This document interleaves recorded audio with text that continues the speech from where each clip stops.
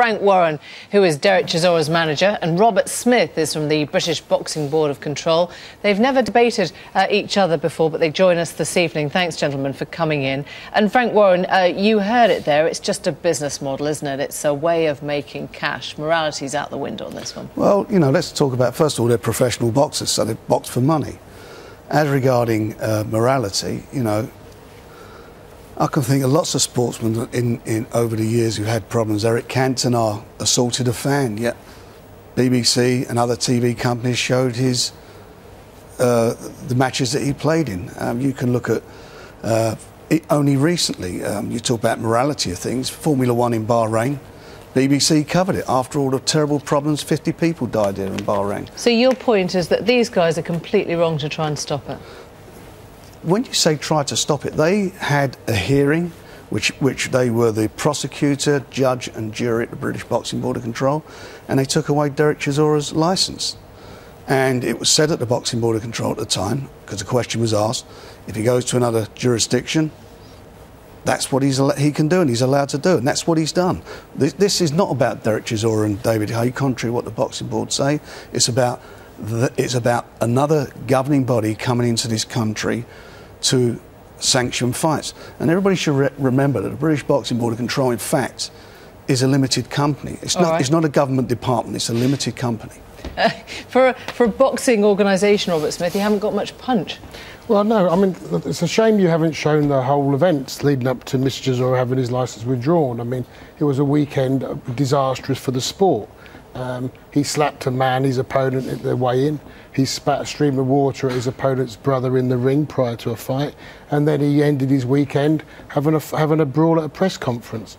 And these sort of events don't do the sport any good whatsoever, not just in Great Britain, but in the world. And this was taking place in another country, where we are proud to send our licence holders over to these countries to represent the British Boxing Board of Control. But it doesn't work, does it? So you take away their licences and then Luxembourg steps in and says, I think the majority of the time it does work, because most of the people we deal with are good, upstanding citizens. And I think Frank could not disagree with that.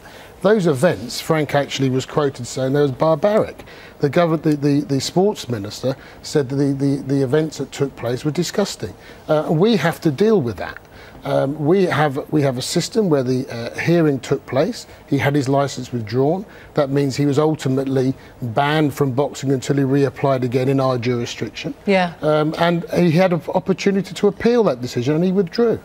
Do you admit there'd be much less interest in this if there wasn't the animosity, the kind of loathing? There was talk of the fight being arranged prior to what happened in Germany, but the facts are it got out of control. Of course it gave it some publicity, and that's a fact. Which you welcome?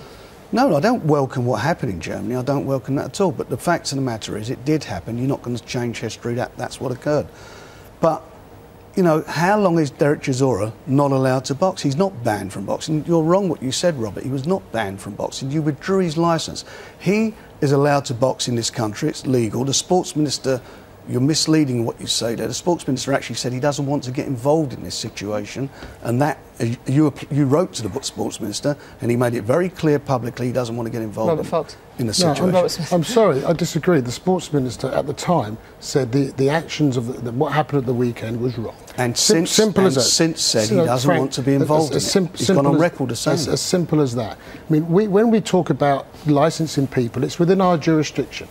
When a boxer has his licence withdrawn, which is the ultimate sanction for anybody in Great Britain to have a licence holder to have his licence withdrawn, ultimately it's a ban until he reapplies for his licence. Derek Chisora, as you asked the question at the hearing, could he reapply for his licence? The answer was yes. A ban. He was also. A ban is very simple. We deal with Great Britain. Doesn't it make you think when you're 2 miles from the Olympic Stadium, you're a month before the Olympics, and you've got this on your plate to have to say this is what boxing is about, this is what our sport's about. These are professional boxers. It's misleading to say he was banned. If you ban someone, you say you're banned for 12 months, you're banned for 2 years. That did not happen. He's not banned from boxing. He is free to box. He's licensed to box, and the fight is being sanctioned by 3 associations that the British Boxing Board of Control.